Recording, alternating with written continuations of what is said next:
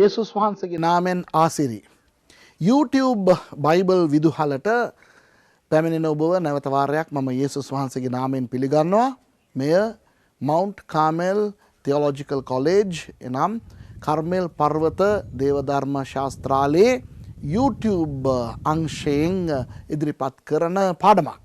ඉතින් මේ පාඩම ඉගෙන ගන්න අය නිකන් අහන අය ඔයගොල්ලෝ නිකන් අහන්න පුළුවන්. නමුත් මේක හරියට ඉගෙනගෙන විභාගවලට මුහුණ දෙන්න යන අය කරුණා කරලා මේ වයින් සටහන් අරගන්න. මොකද මේ සටහන් අපි බලන්න ඕනේ. හොඳයි. දැන් මේ අද මම උගන්වන්න යන මේ පාඩමට අපි නමක් දාගමු බයිබල් සමීක්ෂණය කියලා.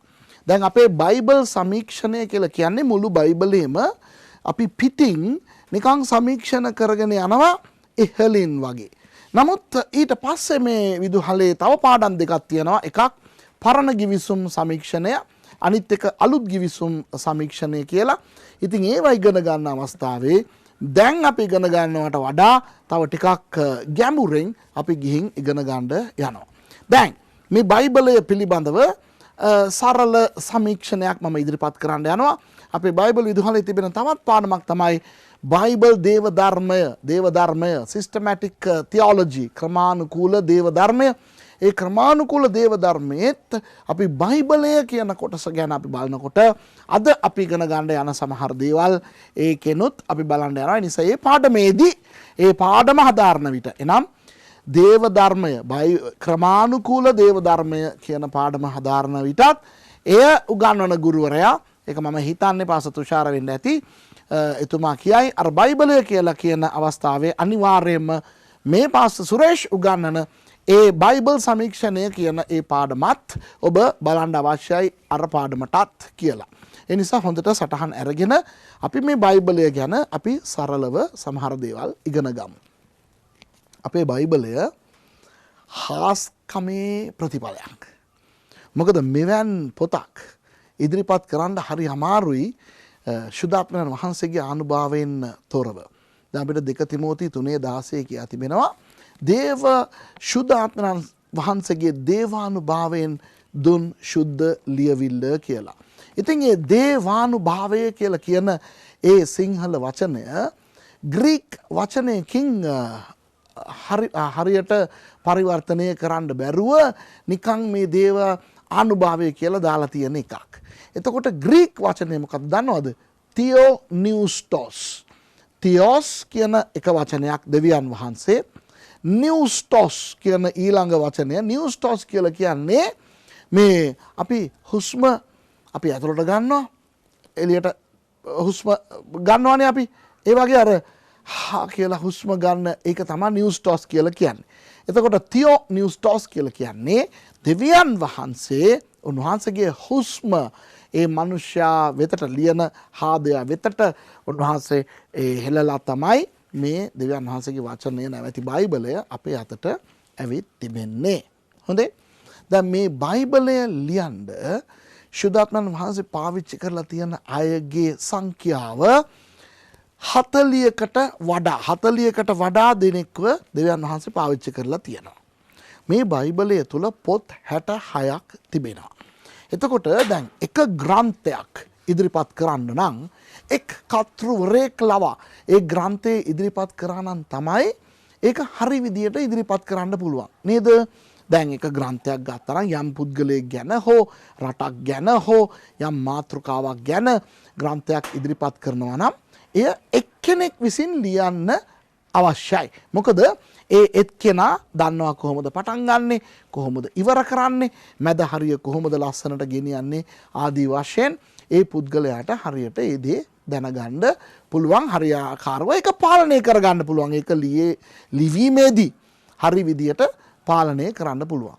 ඉතින් ග්‍රන්ථයක් එක්කෙනෙකුට වඩා දෙනෙක්ව පාවිච්චි කරලා ලියනවා නම් ටිකක් අමාරුයි. මොකද අරයාගේ දෘෂ්ටි කෝණය ටිකක් වෙනස්, මෙයාගේ දෘෂ්ටි කෝණය ටිකක් වෙනස්. ඉතින් එක් මාතෘකාවකට මෙහෙම විවිධ අයගේ දායකත්වයෙන් ඒ ග්‍රන්ථයක් ඉදිරිපත් කරනවා නම් එතන පොඩි ප්‍රශ්න ටිකක් මතුවෙනවාමයි.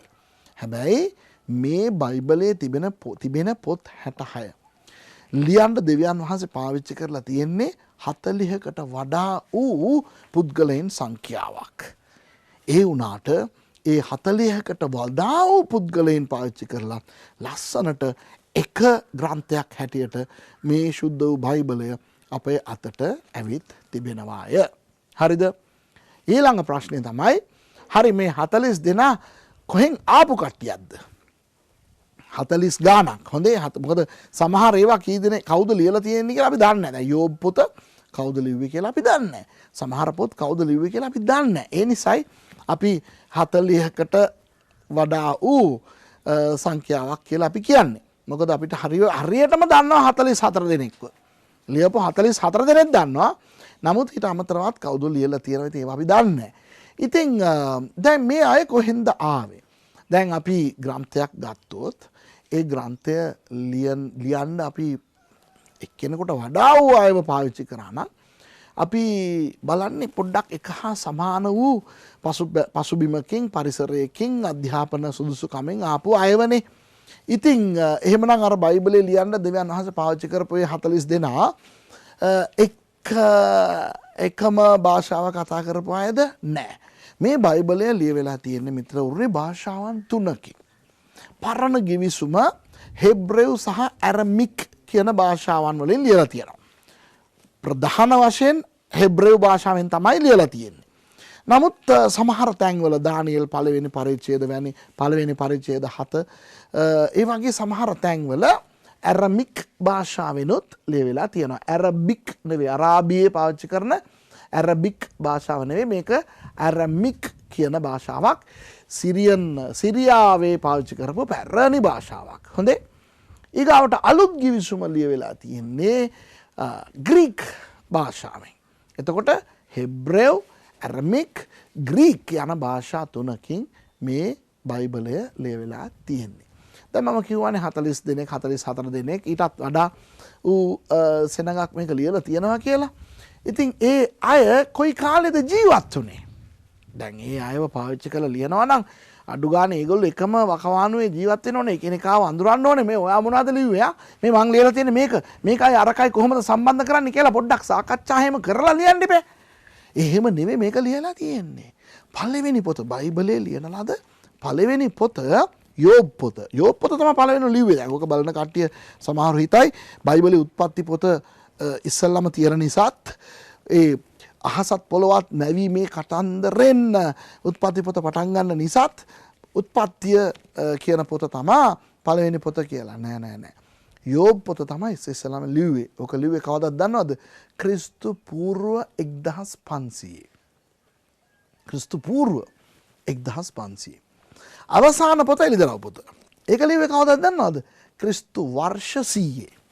එතකොට ක්‍රිස්තු පූර්ව 1500 ඉඳලා ක්‍රිස්තු වර්ෂ 100 වෙනකන් කියන්නේ අවුරුදු 1600ක කාලයක්.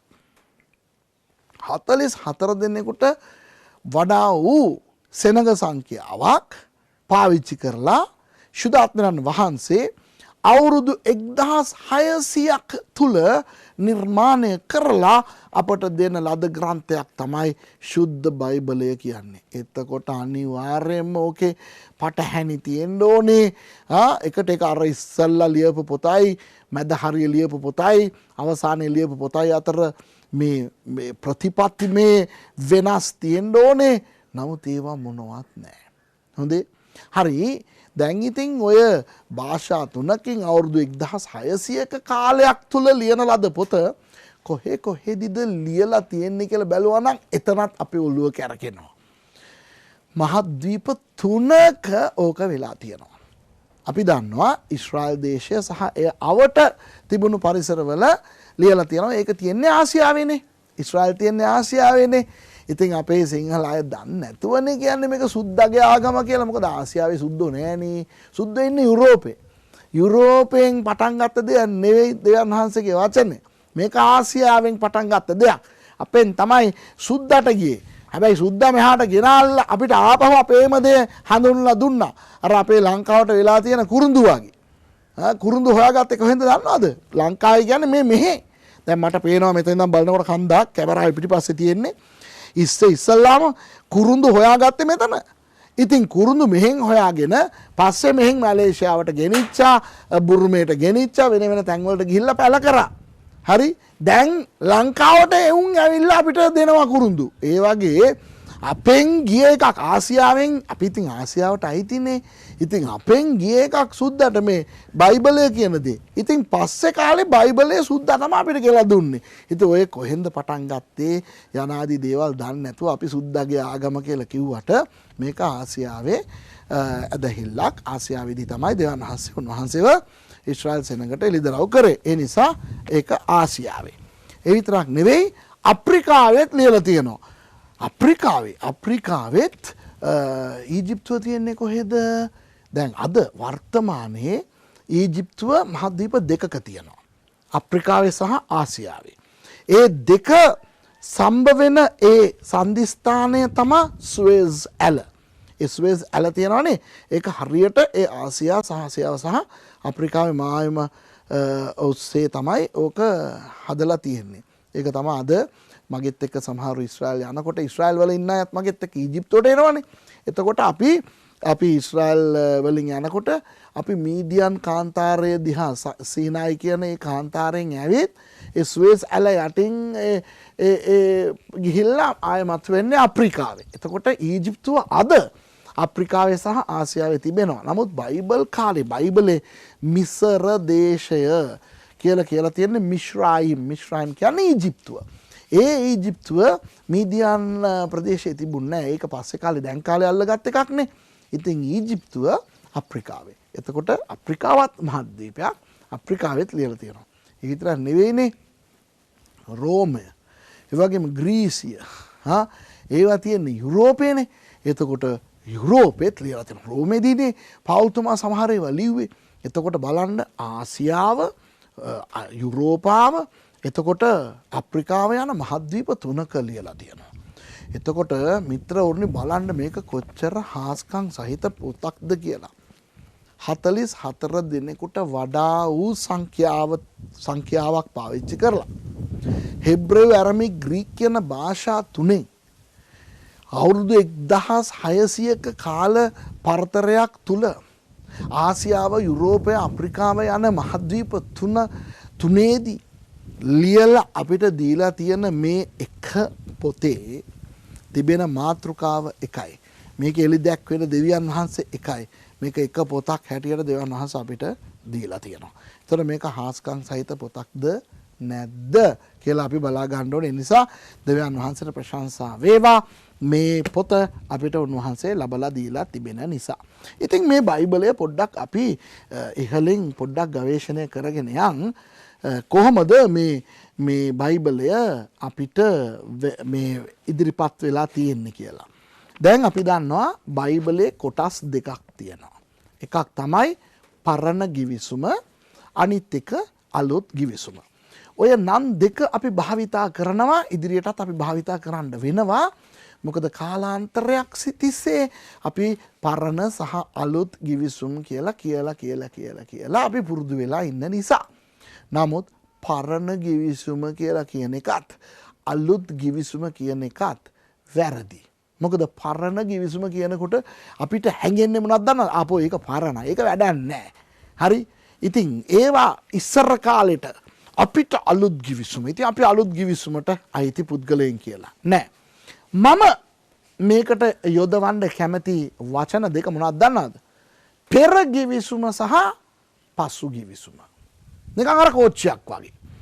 දැන් මිත්‍රවරු දැන් අපි වේදිකාවේ මේ දුම්රිය ස්ථානයක වේදිකාවක අපි හිටගෙන ඉන්නවා දුම්රියක් එනකම්. හොඳේ. එතකොට දුම්රිය ඇදගෙන එන්නේ එන්ජිමක්නේ. හරි කෝච්චිය වල ගිහින් තියනවාද? ගිහින් තියනවා නම් දන්නවා ඇති මං කියන එක. හරිද? අර අනවුන්ස්මන්ට් එක දෙනවානේ පළවෙනි වේදිකාවට දැන් පැමිණෙන දුම්රිය කොළඹ කොටුව බලා පිටත් වෙයි. අපි නුවර ගොල්ලෝනේ. නුවර එහෙම තමයි අනවුන්ස් කරන්නේ. ඉතින් දැන් පේමන්ට් එක ඉන්නකොට කෝච්චිය එනවා. ඉස්සල්ලාම එනකොට එන්නේ මොකද්ද? ඇන්ජිම. ඇන්ජිම අපිව පහු කරගෙන ගියයින් පස්සේ තමයි පෙට්ටි ටික එන්නේ. ඒ වයින් එකක අපි ගොඩ වෙනවා. එතකොට අර ඉස්සරහින් ගිය එන්ජිම ඉස්සරහින් අපිව පහු කරගෙන ගිය පළියට ඒක පරණයි. ඒක දැන් වැඩක් නැහැ කියලා කියන්න බෑනේ. ඒ ඇන්ජිම අපිට වැඩක් නැහැ. අපි නැගලා ඉන්න පෙට්ටිය තමයි අපිට වැදගත් කියලා අපි කිව්වනම් පෙට්ටියට පුළුවන් ඈ තනියම ඇදගෙන යන්න. ඇන්ජිම එපා. ඒ වගේ මිත්‍රවරුනි මේ අලුත් givisuma කියන පෙට්ටි ටික ඇදගෙන යන ඇන්ජිම තමයි පරණ givisuma. සමහර මිනිස්සු ඉන්නවා මේ පරණ givisumට ආස නැහැ. ඒ දන්නවද? එක ලොකුයි. තව එකක් ඒකේ තියෙන දේවල් අමාරුයි. තේරුම් ගන්න. ඒ නිසා ලේසියෙන් කියනවා අපිට පරණ givisuma වැඩක් නැහැ. අපි අලුත් givisumේ ඉන්නේ. ඉතින් අපිට අලුත් givisuma තිබ්බනම් ඇති කියලා. කොහොමද දන්නවද? මේ අපිට ඇන්ජිම වැඩක් නැහැ. ඇන්ජිමේ ඉඳගෙන යන්න පහසුකම් නැහැ. ඇන්ජිමේ සද්දේ වැඩි. ඒ නිසා අපිට ඇන්ජින් ඕනේ නැහැ. අපි පෙට්ටියේ විතරක් ඉඳගමු කියලා. පෙට්ටියේ විතරක් ඉඳගත්තා නම් ඇදගෙන යන්න ඇන්ජිමක් නැත්තම් කොහොමද යන්නේ අපි? ඒ වගේ අලුත් givisuma කියන පෙට්ටි ටික අපි ඒවා ඉඳගෙන ඉන්න පුළුවන්. අපි අලුත් givisumේ අය. නමුත් අපි වැද්දගෙන ඉදිරියට යන්නේ මොකද්ද? ඇන්ජිම. ඒ නිසා පරණ givisuma හරි වැදගත්. ඇන්ජිම වගේ බයිබලය ඇදගෙන ඉදිරියට යන්නේ අපිව ඉදිරියට ගෙන යන්නේ පරණ givisumය. හරිද?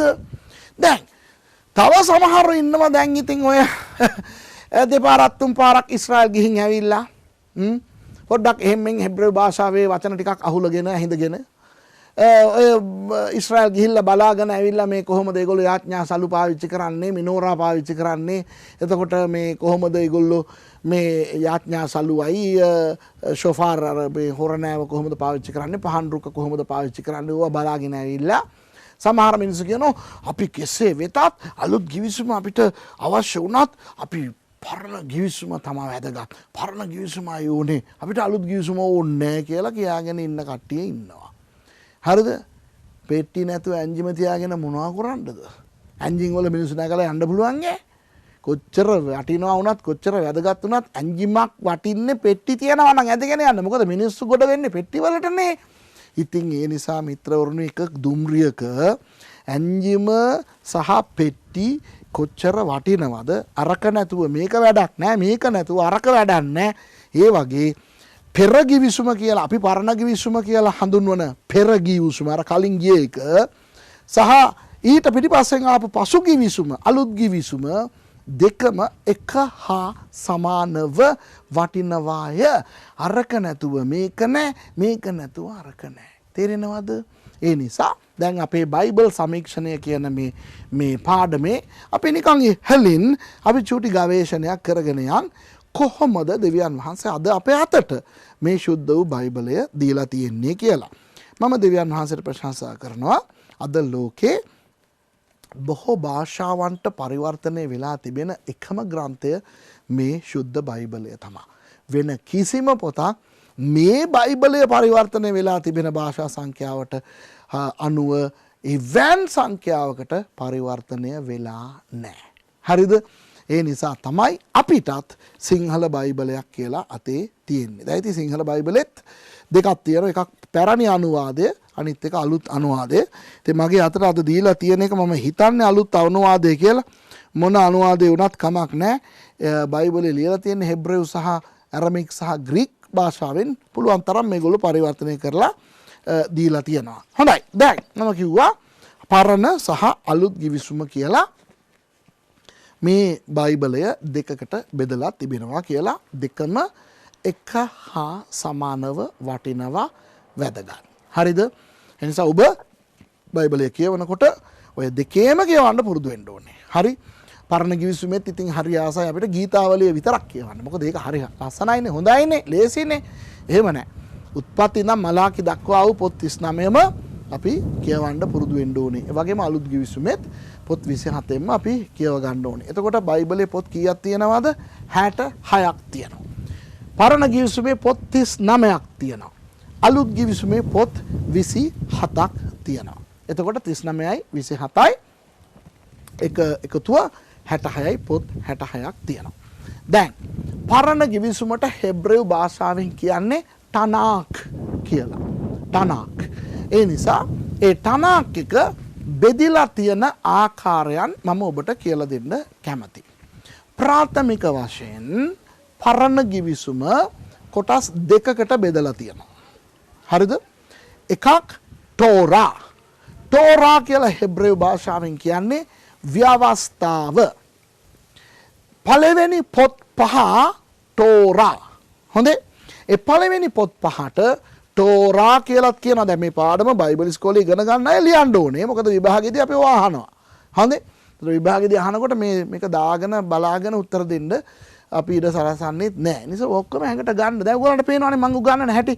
කොළ කැලි තියාගෙන බලාගෙන නෙවෙයිනේ උගන්වන්නේ. ඉතින් මට පුළුවන් නම් ඔයගලන්ටත් පුළුවන් නේ. හරිද? මමත් මිනිහෙක්නේ.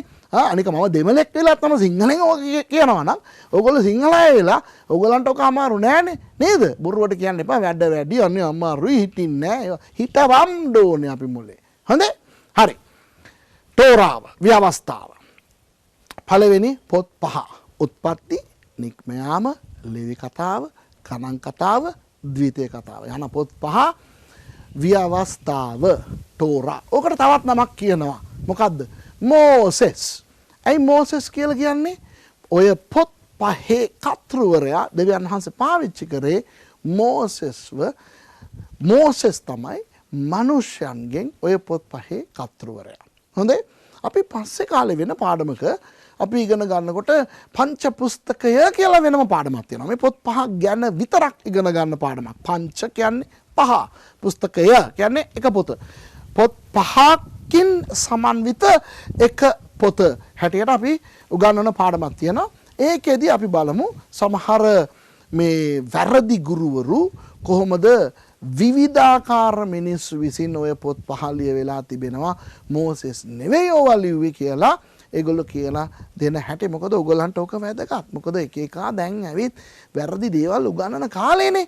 ඉතින් අපි බයිබල් ඉස්කෝලේකට බැඳිලා ඉගෙන ගන්න අපි හරි විදියට දැනගන්න ඕනේ අර වගේ වැරදි විදියට උගන්වන අය මොනවද කියන්නේ කියලා. එතකොට අපි මේ වගේ දේවල් අපේ කනට වැටෙනකොට අපි දන්නවා ප්‍රවේශම් වෙන්න අපි දැනගෙන ඉන්න දේ හරි විදියට තදින් අල්ලගන්න.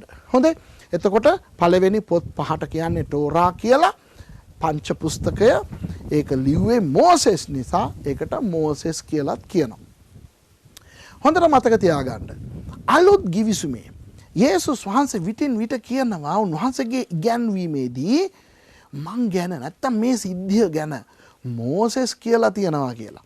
ඒතර මෝසෙස් කියලා තියනවා කියලා කියද්දී මෝසෙස් කියන ඒ පුද්ගලයා ගැන නෙවෙයි උන්වහන්සේ සඳහන් කරන්නේ ඒ පංච පුස්තකය ගැනයි. ව්‍යවස්ථාව ගැනයි. හොඳේ?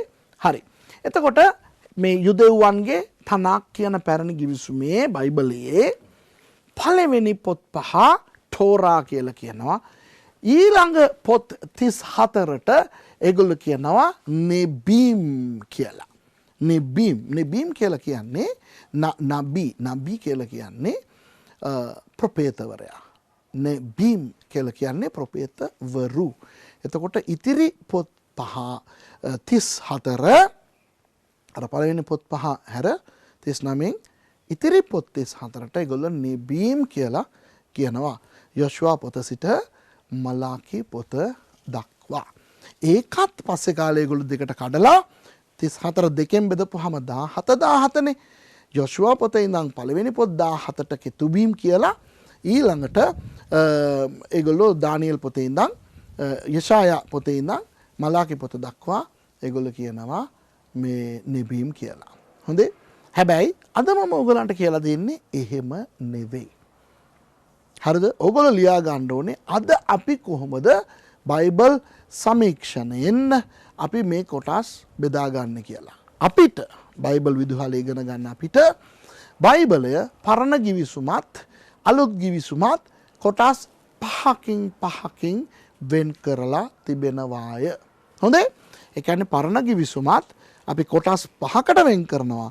අලුත් ගිවිසුමත් අපි කොටස් 5කට වෙන් කරනවා. ඒ කොටස් තමයි මම ඔයගලන්ට අද කියලා දෙන්න යන්නේ. ඉතින් ඔයගලන්ට පුළුවන් ඔයගලන්ට කටපාඩමින් දන්නේ නැත්නම් මේ බයිබලයේ ඉස්සරහා එක තැනක තියෙනවානේ මේ බයිබල් පොත් ටික ලියලා ඒක බලාගෙන ඔයගලන්ට දැන් මේ සටහන් ගන්න පුළුවන්. හැබැයි හැකිතරම් ඉක්මනින් ඔයගොල්ලෝ මේ පොත් 66 කටපාඩම් කරගන්න. මොකද අපි බයිබල් ඉස්කෝලේක ඉගෙන ගන්නවා නම් නිකන් ඇදහිලිවන්තයින් නම් ඒගොල්ලොත් හරියට දැනගන්න ඕනේ. නමුත් ඊටත් වඩා අපි බයිබලයේ හරි විදියට ඉගෙන ගන්න නම් අපිට මේ පොත් 39 පරණ ගිවිසුමේ අලුත් ගිවිසුමේ පොත් 27 අපිට කටපාඩමින් ඒක තියෙන්න ඕනේ කියන්න පුළුවන් හැකියාව අපිට තියෙන්න ඕනේ. හොඳේ? හරි. දැන් ඔයගොල්ලෝ ලියා ගන්න පරණ givisuma. පෙර givisuma කියලා මම කියන ඒ පරණ givisuma කොටස් 5කට අපි බෙදනවා. හොඳේ? පළවෙනි කොටස අර මං ඉස්සෙල්ලා කිව්වා වගේ තෝරාව. හොඳේ? ඒ තෝරාව පොත් 5කින් සමන්විතයි. උත්පත්ති, නික්මයාම, ලෙවි කතාව, ගණන් කතාව සහ ද්විතීය කතාව. දෙවැනි කොටසට අපි ඉතිහාසය කියලා ලියා ගන්න. ඉතිහාසය. ඉතිහාසය කතා කරන පොත් 12යි. හොඳේ? ඒ 12 මං කියන්නම් බලා ගන්න. යෝෂුවා විනිශ්චයකාරයවරුන්ගේ පොත, රූත්ගේ කතාව, 1 සාමුවේල්, 2 සාමුවේල්, 1 රාජාවලිය, 1 ලේකම්, 2 ලේකම්, එස්රා, නෙහෙමියා සහ එස්තර්. පොත් 12ක් ආවනේ. ඒක මේ විදිහට කටපාඩම් කරගන්න ඕවා. ඉතිහාසය ගැන කතා කරන පොත්. හොඳේ? මොන ඉතිහාසයද? ඒ ඊශ්‍රායල් වරුන්ගේ ඉතිහාසයේ සිදු වුණු දේවල් කතා කරන පොත්. හොඳේ? දැන් එහෙම කියනකොට ඔයගොල්ලෝ කියන්න එපා. ඉතින් නික්මයාම පොතේත් ඉතිහාසය තියෙනවනේ, ගණන් කතාවෙත් තියෙනවනේ. නෑ නෑ. ඒවා ව්‍යවස්ථාව තුල ඉතිහාසය ලියලා තියෙනවා. නමුත් ඉතිහාසයේ හැටියට අපිට දීලා තියෙන පොත් 12 තමයි මේ යෝෂුවා පොත සිට එස්තර් පොත දක්වා වූ පොත් 12. හොඳේ? දැන් තුන්වෙනි කොටස. තුන්වෙනි කොටසට අපි කියනවා කවි පොත් කියලා. කවි පොත්. ඒ පොත් 5ක් තියෙනවා. ඒ පොත් 5 තමයි යෝබ්, ගීතාවලිය, හිතෝපදේශ, දේශනාකාරයා සහ සලමෝන්ගේ ගීතිකාව. දැන් මේ පොත් 5 තිබෙන කවි අපිට දේව ධර්මය උගන්වන කවි නෙවෙයි.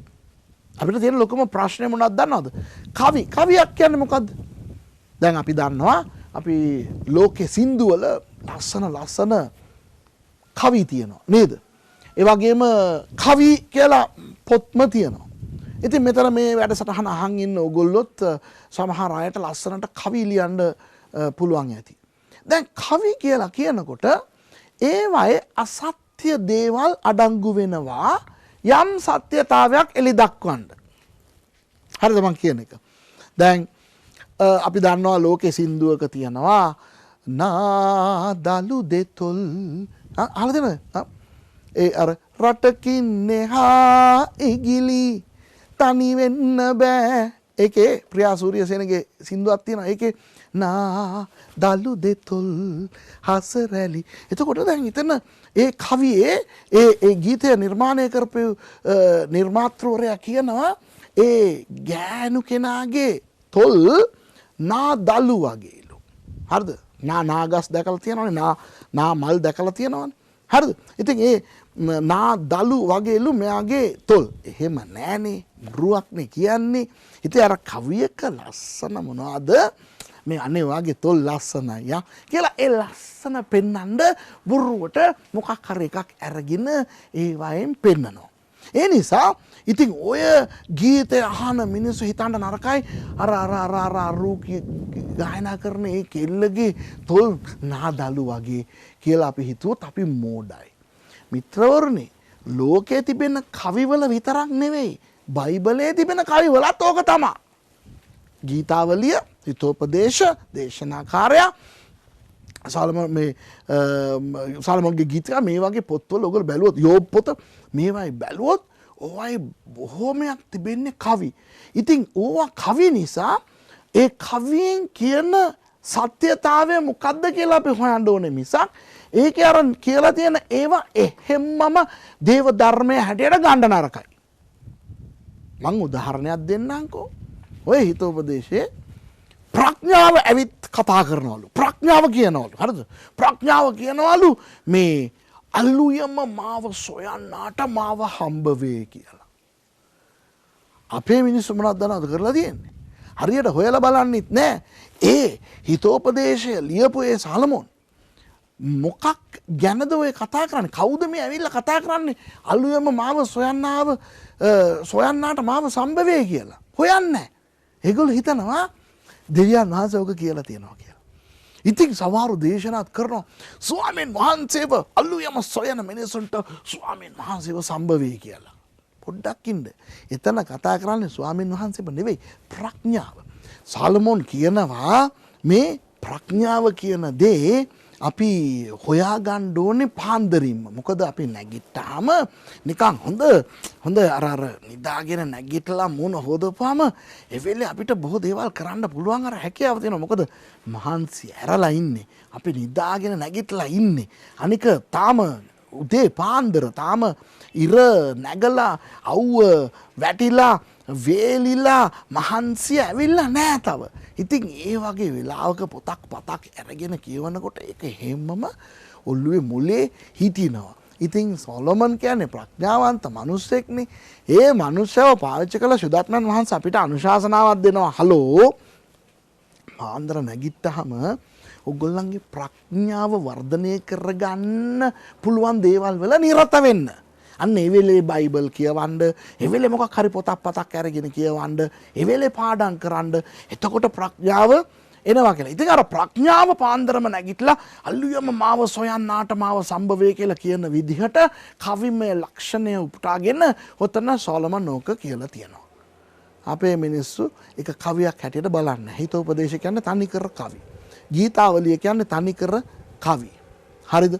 ඉතින් ඒවායේ අර කවි හරහා දෙවියන් වහන්සේ අපිට උගන්වපු දේවල් මොකද්ද කියලා හොයලා බලන්න ඕනේ. ඕවට විවිධ ක්‍රම තියෙනවා. වයින් තේරුම් උපුටා ගැනීමේ ක්‍රම තියෙනවා. බයිබල් පාඩම් ක්‍රම. එතකොට ඒ කවි පොත් පහ තමයි යෝබ් පොත සිට සොලොමන්ගේ ගීතිකාව දක්වා වූ ඒ පොත් පහ. ඊළඟට හතරවෙනි කොටස තමයි මහා විශාල එහෙම නැත්නම් ලොකු අනාගත වත්රුවරුන්ගේ පොත් 12. යෙෂායා, යෙරෙමියා, විලාපගී, එසේකියල්, දානියෙල් පොත් 5. හරිද? පොත් 12 නෙවෙයි පොත් 5. විශාල ප්‍රොපේතවරුන්ගේ පොත් 5යි. හොඳේ. මොකද ප්‍රොපේතවරුන්ගේ පොත් 17ක් තියෙනවා. ඒක අපි කොටස් දෙකකට බෙදලා පළවෙනි පොත් 5 විශාල ප්‍රොපේතවරු සහ අනෙත් අන්තිම පොත් 12 කුඩා ප්‍රොපේතවරු කියලත් අපි කියනවා. දැන් ඔතන අර විශාල සහ කුඩා, ලොකු සහ කුඩා කියලා අපි කියන්න හේතුව ඒ ප්‍රොපේතවරුන්ගේ ආලේප වෙනසක් නෙමෙයි. හරිද? දැන් යෙෂායා, යෙරෙමියා, විලාපගී, එසේකියල්, දානියෙල් කියන ඒ පොත් පහ ලියලා තියෙන්නේ 4 දෙනෙක්නේ. යෙෂායාගේ පොත ලියලා තියෙන්නේ යෙෂායා. හරිද? යෙරෙමියාගේ පොත ලියලා තියෙන්නේ යෙරෙමියා. එයාම තමයි යෙරෙමියාම තමයි විලාපගී කියන පොතත් ලියලා තියෙන්නේ. ඊගාවට එසේකියල් පොත ලියපු එක්කෙනා එසේකියල්. ඊගාවට දානියෙල් පොත ලියපු එක්කෙනා දානියෙල්. එතකොට හිතන්න එපා අර අනිත් පොත් 12 තියෙන්නේ. හොෂියා, යෝඑල්, ආමෝස්, ඔබදියා, යෝනා, මීකා, නාහුම්, හබකුක්, ෂෙෆනියා, හගයි, සකරියා, මලාකි. ඒ 12 දිනාට වඩා මේ 4 දිනා විශාලයි. ඒගොල්ලන්ගේ ආලේපය විශාලයි. නෑ. ඔතන ආලේප ප්‍රශ්නයක් නෙවෙයි තියෙන්නේ, සයිස් එකේ ප්‍රශ්නයක් තියෙන්නේ. හරිද? යෙසායාගේ පොත විශාලයි. පරිච්ඡේද 66ක් තියෙනවානේ. හරිද? ඒ වගේ යෙරෙමියාගේ පොතත් එක්ක පරිච්ඡේද 5ක් තියෙන විලාපගීත් අපි එකට බලනවා. මොකද එයාම මේක ලියපු නිසා. ඊගාවට එසේකියල් පොත සහ දානියෙල් පොත ඔයා ලොකු පොත් නිසා ඒ පොත් පහට අපි ලොකු අනාගත වත්රුවරුන්ගේ පොත් කියලා කියනවා. හොඳේ. ඊගාවට 5 වෙනි කොටස කුඩා අනාගත වත්රුවන්ගේ පොත 12 හොෂෙයා, යෝවෙල්, ආමෝස්, ඔබදියා, යෝනා, මීකා, නාහුම්, හබකුක්, ෂෙපනියා, හග්ගයි, සකරියා, මලාකි. දැන් ඔයගොල්ලෝ හිතන්න එපා මම මේක බලාගෙන කියන නිසා පාස්ටර් සුරේෂ්ටම කටපාඩමින් දන්නේ නැහැ. යාම බලාගෙන කියන්නේ නෑ මට හොඳට දන්නවා කටපාඩමින්. ඕගොල්ලන් එක්ක මම ඕගොල්ලන්ට සපෝට් එකට මම මේක කරන්නේ. හරි? මේක හොඳට කටපාඩම් කරගන්න. අපි විභාගයේදී අහනවා. හරි? ඒතකොට බයිබලේ බලාගෙන කියන්න නරකයි. ඉතින් අපි බයිබල් ශිෂ්‍යයවන් නම් අපි දෙවියන්වහන්සේගේ වචනය ක්‍රමානුකූලව ඉගෙන ගන්නවා නම් අපිට පුළුවන්කමක් තියෙනවනේ කවුරු හරි කිව්වොත් ඔබදියා පොතට පෙරලා ගන්න කියලා ටාස් ගාලා හරවලා ටස් ගාලා පෙරලා ගන්න පුළුවන් හැකියාව අපිට තියෙන්න ඕනේ. මෙච්චර ලොකු මෙච්චර පළල ඇති පොතේ දැන් ඔබදියා කියලා කියනකොට දල වශයෙන් දැනගන්න ඕනේ කොයි හරියද ඔක තියෙන්නේ කියලා. ඉතින් ඇරියාම දැන් මම ඇරියා ගීතාවලියට අහවා ටක් ගාලා මෙහා පැත්තට ගිහිල්ලා අපි දැනගන්න ඕනේ මේක කොතනද තියෙන්නේ කොයි හරියද තියෙන්නේ කියලා. ඉතින් බයිබල් ශිෂ්‍ය ශිෂ්‍යාවන් වෙලා ඔබ දියා පොත අපි අලුත් ගිවිසුමේ හොයාගෙන හිටියොත් ඒක හරි නෑ. තව ඉස්සරහා හරිය හොයාගෙන හිටියොත් හරි නෑ. නැත්තම් අර සමහර කරනවා වගේ පාටුනට ගිහිල්ලා ආන්තියන ඔබ දියා 1153 වෙනි පිටුව. ඒවා හරි නෑ. කටපාඩමේ අපිට තියෙන්න ඕනේ පුළුවන් ඉක්මනින් හැකි ඉක්මනින් අපි හරව ගන්න පුළුවන් හැකියාව අපිට තිබෙන්න ඕනේ. හරිද? කොටස් 5 මතකද? පරණ ගිවිසුම කොටස් 5. පළවෙනි කොටස මොනවාද? තෝරාව. පොත් 5යි. දෙවෙනි කොටස ඉතිහාසය. පොත් 12යි. තුන්වෙනි කොටස කවි පොත් 5යි. හතරවෙනි කොටස මහා ප්‍රපේතවරු පොත් 5යි. අවසාන කොටස කුඩා ප්‍රපේතවරු පොත් 12යි. 5යි 12යි 5යි 5යි 12යි 39යි. හරිද? හරි. දැන් අපි යමු අලුත් ගිවිසුමට. අලුත් ගිවිසුමත් අපි කොටස් 5කට බෙදනවා. ඉතින් ඒ කොටස් 5 පළවෙනි කොටසට අපි කියන්නේ සුභාරංචි පොත්. සුභාරංචි පොත් 4. ඔකේ තියෙන්නේ පොත් 4ක්. මතෙව්, මාර්ක්, ලූක් සහ යොහන් කියන පොත් 4. මේ පොත් 4 මොන වගේ වෙන් වෙලා තියෙනවද? ඇයි එකම කතන්දරේ යේසුස් වහන්සේගේ කතන්දරේ කියන්න පොත් 5ක් යනාදී දේවල් අපි YouTube බයිබල් ස්කෝලෙන් උගන්වලා තියෙනවා. ඒක තවත් පාඩමක්, සුභාරංචි පොත් කියන පාඩමක්. ඒකත් මමයි උගන්වන්නේ. ඒ නිසා තවම ඒ පාඩම ඔයගොල්ලෝ කරලා නැත්තම් කරුණා කරලා ඒ පාඩමත් හොයලා බලලා YouTube එකේ තියෙනවා. සුභාරංචි පොත් 4 කියලා ඒකෙන් ඉගෙන ගන්න. දැන් හොඳට මතක තියාගන්න මම දේශනා හැටියට කරපු එකකුත් තියෙනවා. දැන් උගන්වන විදිහට මේ YouTube බයිබල් ස්කෝලෙට උගන්වන වැඩසටහනකුත් YouTube එකේ තියෙනවා. ඉතින් ඔබ ඔය දෙකම බලන්න ඕනේ. මොකද අතන කියන සමහර ඒවා මම මෙතන කියන්නේ නැහැ. මෙතන කියන සමහර ඒවා අතන මම කියන්නේ නැහැ.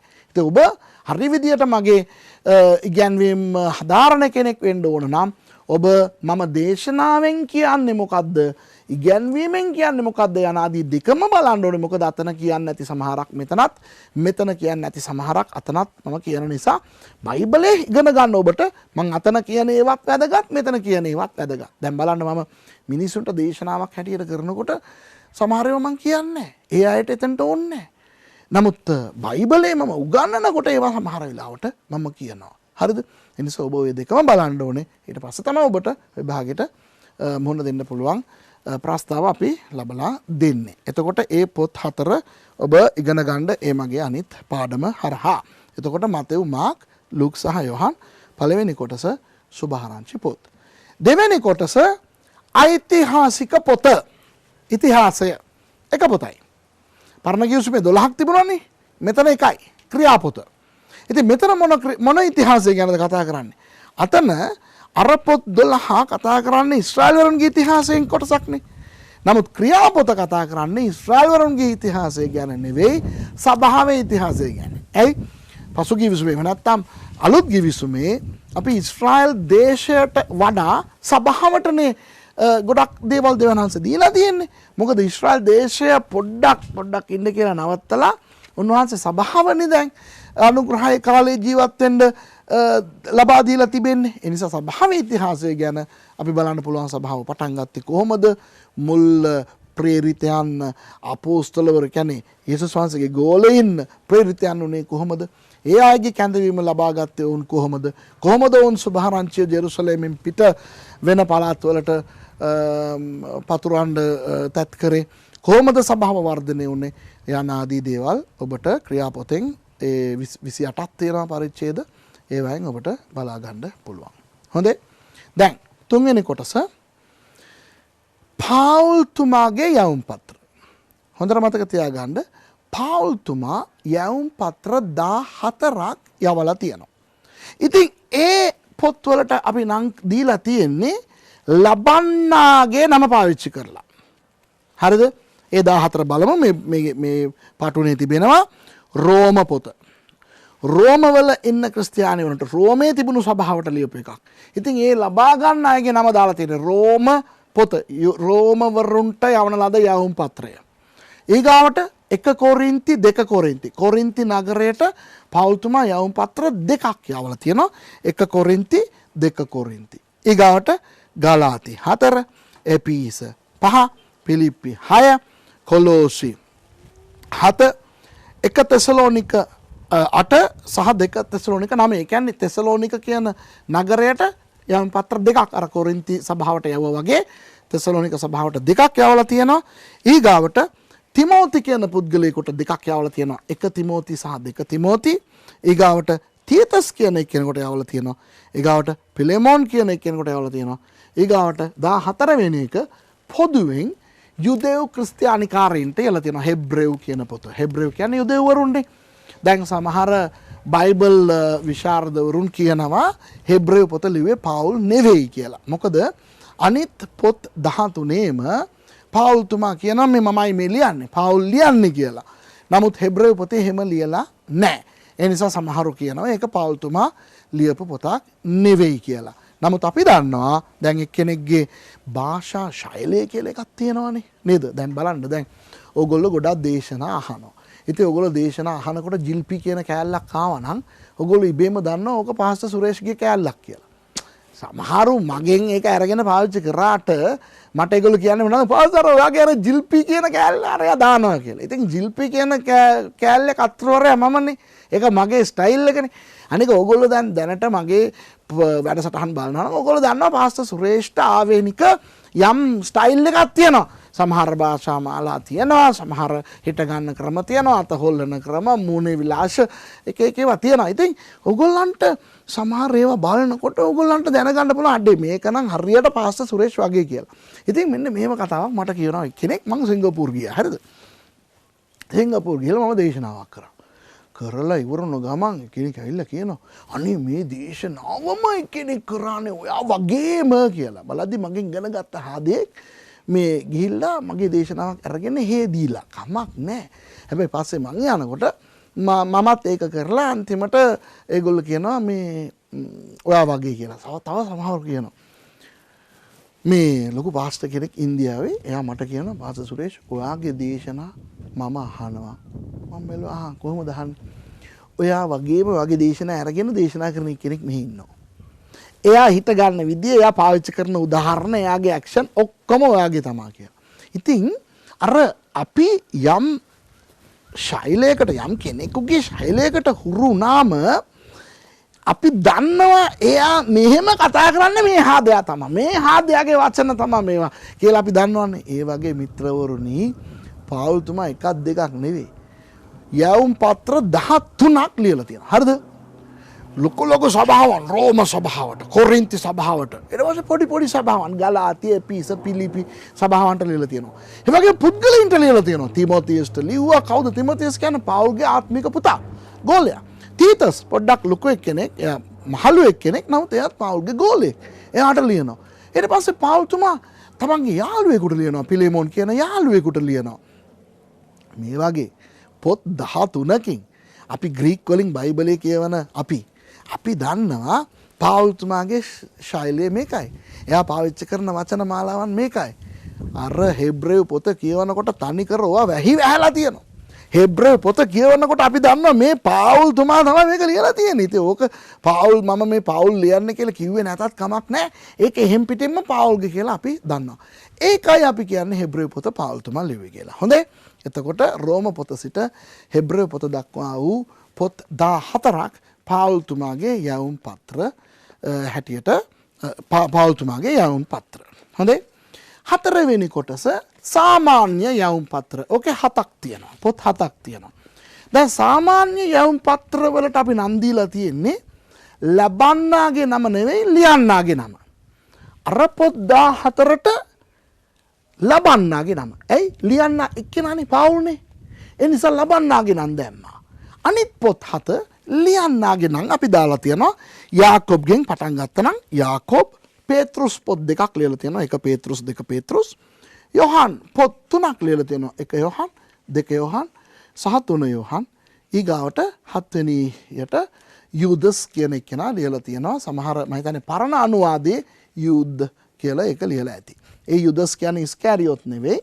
යූදස් කියලා කියන්නේ මේ යේසුස් වහන්සේගේ සහෝදරයෙක්ව හිටපු යේසුස් වහන්සේගේ ගෝලයෙක්ව හිටපු එක්කෙනා. ඕක තමයි 4 වෙනි කොටස. අවසානයේ 5 වෙනි කොටස අපිට කියන්න පුළුවන් අනාගත වාක්‍ය කියලා. ඒක තමයි එලිදරව් පොත. හොඳේ. ඉතිහාසයත් එක පොතයි ක්‍රියා. ඒ වගේම අනාගත වතුරුවරුන්ගේ පොත කියලා බලනකොට ඒත් එකයි. ඒක එලිදරව් පොත. දැන් පරණ කිවිසුමේ ওই දෙකම තියෙනවානේ. පරණ කිවිසුමේ මේ ඉතිහාසයට අපි වෙන් කරලා තියෙන්නේ පොත් 12යි. මතකද? හොෂියා සිට එස්තර් දක්වා පොත් 12. හරිද? ඊගාවට යොෂුවා සිට එස්තර් දක්වා. හරිද? ප්‍රොපේතවරුන් 17ක් මතකද? ලොකු අය 5යි, පොඩි අය 12යි, යෙෂායා සිට මලාකි දක්වා. හැබැයි අලුත් කිවිසුමේ ඉතිහාසයටත් අනාගත වාක්‍යයටත් එක පොත් තමයි ආත්මයන් වහන්සේ අපිට දීලා තියෙන්නේ. එකක් ක්‍රියාපොත, අනිත් එක එලිදරව් පොත. හොඳයි මිත්‍රවරුනි, ඉතින් ඔබට පුළුවන් මේ කොටස් නැවත වාරයක් බලලා මේ විදියට ඔබ මේක පාඩම් කරගන්න. මේ පොත් 66 ඔබ කටපාඩමින් තියාගන්න ඕනේ. ඊට පස්සේ අපි මොනවද කරන්න යන්නේ? දැන් අදට මේ පාඩම හමාරයි. මේක අපි බයිබල් ගවේෂණය කියලා අපි කියන්නේ. ඊට පස්සේ අපි ඔයගලන්ට පරණ ගිවිසුම් ගවේෂණය කියලාත් ඒ වගේම අලුත් ගිවිසුම් ගවේෂණය කියලාත් ඔබට පාඩම් දෙකක් අපි ඉදිරිපත් කරන්න යනවා. ඒ වයින් අපි තව ටිකක් ඇතුළට අපි ගිහින් මේ පොත් ගැන අපි ඉගෙන ගන්න යනවා. ඉතින් මිත්‍රෝනේ මම හිතනවා ඔයගලන්ට මේක ආශිර්වාදයක් වුණා කියලා. ඉතින් මේ වගේ අර YouTube බයිබල් ඉස්කෝලේ මම කරන පාඩම් එක දිගට දේශනාවක් අහන් ඉන්නවා වගේ අහන් ඉන්නේ නැතුව විටින් විට නවත්තලා හරවන්න ඕන ඒවා හරවලා ලියන්න ඕන ඒවා ලියලා ඔයගොල්ලෝ ඉගෙන ගත්තා නම් තමයි මේක හරි. මම හිතන්නේ විනාඩි 45ක් 40ක් විතර වගේ කාලයක් මම මේ පාඩම උගන්වලා තියෙනවා. ඉතින් ඔයගලන්ට පුළුවන් මේක ඔයගොල්ලෝ ලියලා කියවලා ඒ බලලා කටපාඩම් කරලා ඔක දීර්ඝව ඉගෙන ගන්න. එහෙනම් මගේ YouTube ශිෂ්‍ය ශිෂ්‍යාවනි සහ ඒ YouTube බයිබල් ස්කූල් එකේ නැති ඔක අහන් ඉන්න සහෝදර සහෝදරියනි, යේසුස් වහන්සේගේ නාමයෙන් ඔබට ආශිර්වාද. තවත් පාඩමකින් මම ඔබව හමු වෙන්නම්. එතෙක් යේසුස් වහන්සේ ඔබට මේ මහත් ආශිර්වාද වලින් ආශිර්වාද කරනසේක්වා. ආමෙන්.